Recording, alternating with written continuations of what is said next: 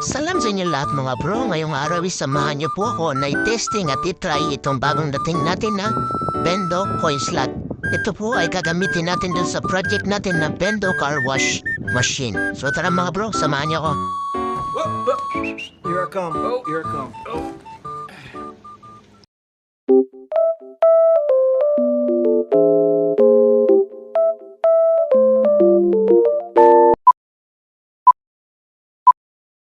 Salam sa inyo lahat mga bro. So dumating na kahapon yung bendo natin na coin slot. So konting materialis na lang at matatapos na yung ating bendo car wash project. Pwede na!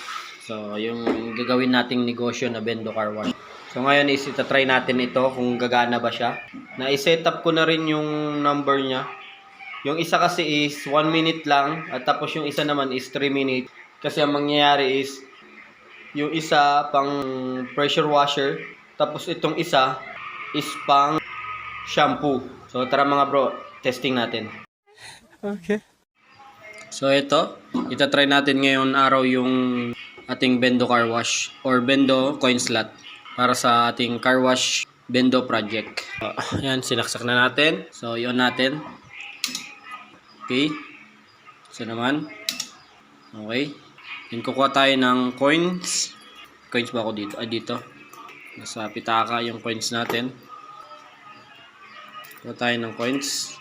Things kuha tayo ng 2, 5 or 4. Ayan. Try natin itong dito muna tayo sa shampoo. Na set up ko na yung oras niya na 1 minute. Kasi nga shampoo siya. So mas mahal yung price niya or yung oras niya. Tara, try natin. So 5. So yun, nag-activate yung 1 minute. So ito pala is, pwede mo siyang patayin kapag ubos na yung, or di mo na kailangan gamitin pagkagabi. Pwede siyang i-off. Yan. Pwede rin siyang i-on. So ito po yung kagandahan dito sa coin slot na to. Meron siyang switch. So dito naman tayo, testing naman natin yung 3 minutes na pang pressure washer. So tignan natin yung oras kung tama ba. So yun, 3 minutes nga. So, yan yung oras ng pressure washer. So, dito naman sa kabila is yung 1 minute na timer. Kasi nga, shampoo ito. Mas mahal po dito kaysa dito. Kasi dito po is tubig lang. Dapat medyo mas matagal to. Kasi nga, magwawash ka. Maghuhugas ka, magbabanlaw ka. So, pagkatapos mong magbanlaw, magsishampoo ka na. Ito po yun. 1 minute shampoo. Tapos, 3 minute pressure washer or washer. Yun mga bro, hulog natin ulit yung 5. Last 5.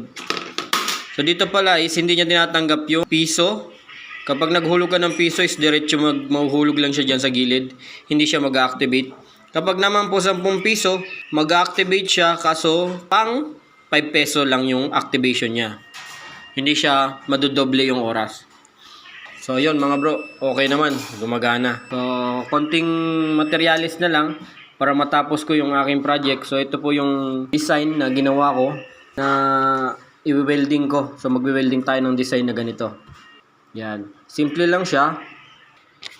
Ito po yung pinaka-bendo niya.